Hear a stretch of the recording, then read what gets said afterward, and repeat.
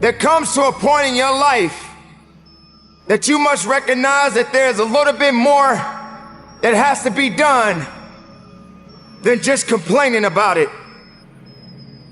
You have to realize that you don't have any other opportunities waiting for you if you're not willing to work for the first opportunity that's been given to you. You will start that process of change. Do something different the next 90 days than you did the last 90 days, like picking up the books to read. Do something different, like the new health,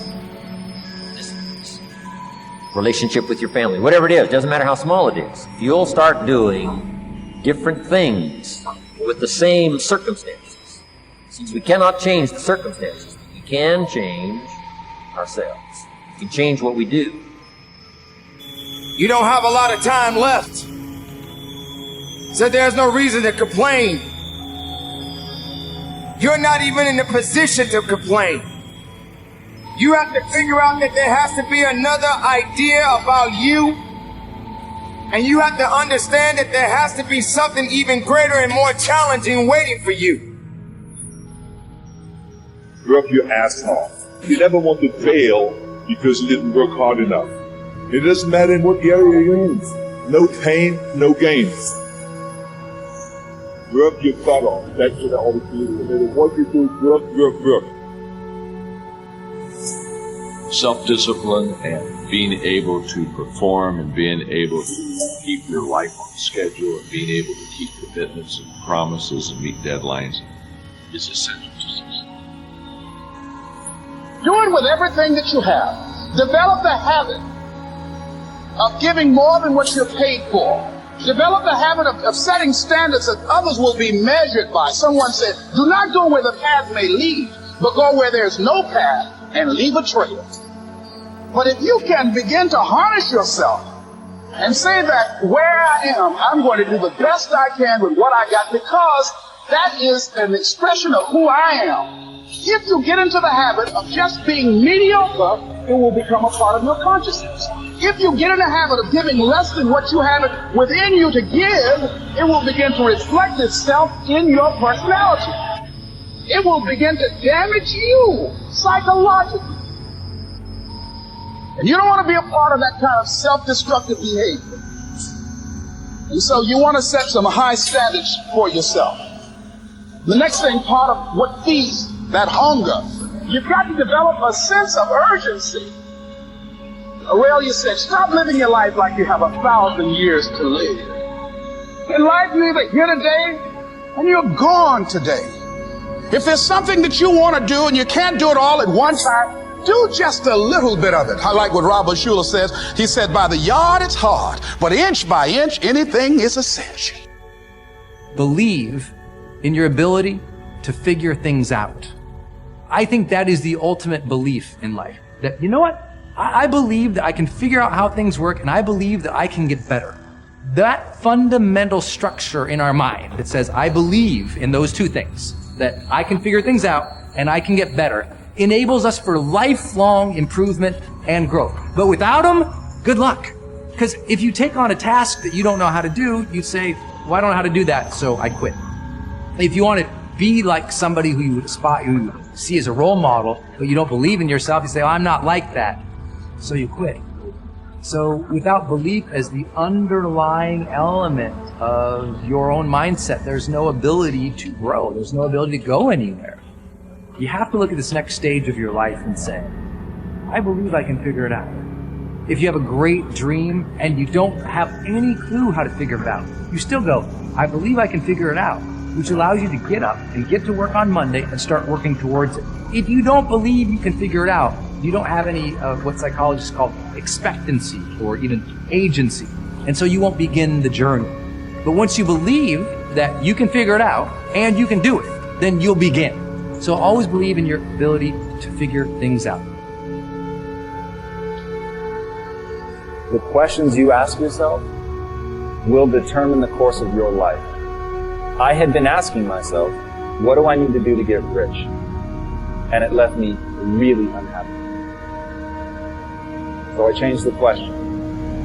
And I started asking, what would I do and love every day, even if I were failing. The average human lifespan is 75 years. 1/3 of your life is spent sleeping. Another third of your life is spent on watching TV, movies, drinking and partying, traveling, spending time with family and friends, playing video games, commuting to work, buying groceries, paying the bills, being stuck in traffic, waiting in line, mowing the lawn, cleaning up the house, and doing laundry. 25 years left. In the first 18 years of your life, you are growing up.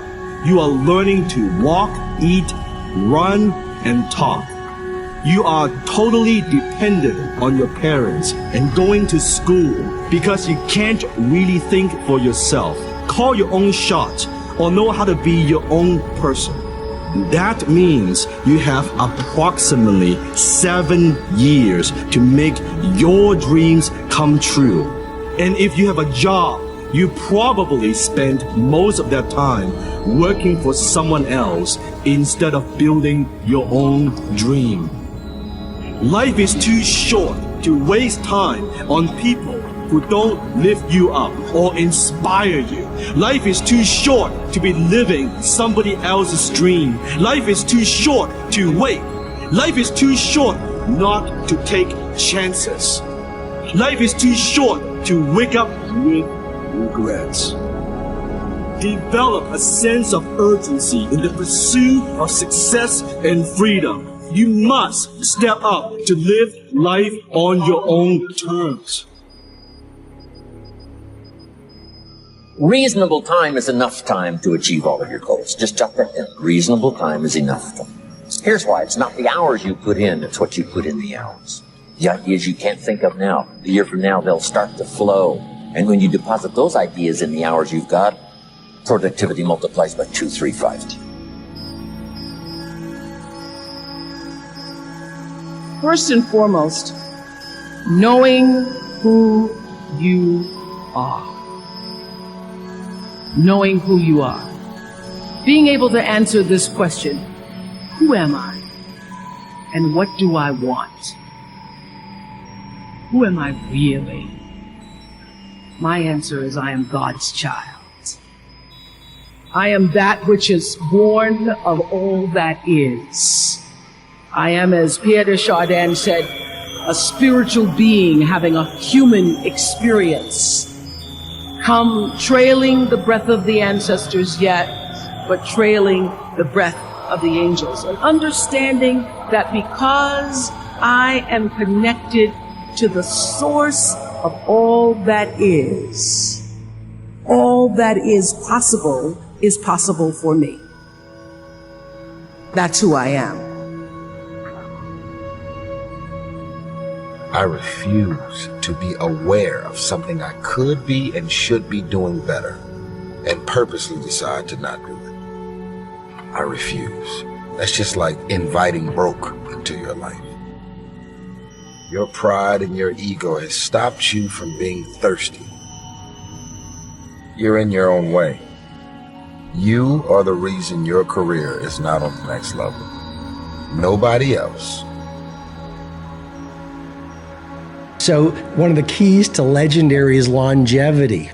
And there's a lot of the book on how the best in the world, the great geniuses, managed their vitality so they were like in their 90s still rocking their craft. So it's mindset, heart set, health set, which is your physical life. And here's a key that I think will resonate with you. It's the fourth interior empire is your soul set. If your ego is running the day, you're never going to go out there and change the world. You know, a bad day for the ego is an awesome day for the soul. So working on your soul set so you are a titan of humanity and you're intimate with your highest nature and you're wiring in the great values and you're living for a cause that's bigger than yourself. That's what allows you to go out in the world and move through failures and really own your domain. So those four interior empires, once you work on those, you go out in the world and automatically everything you touch is golden because our outer success is always a function of who we are on the inside.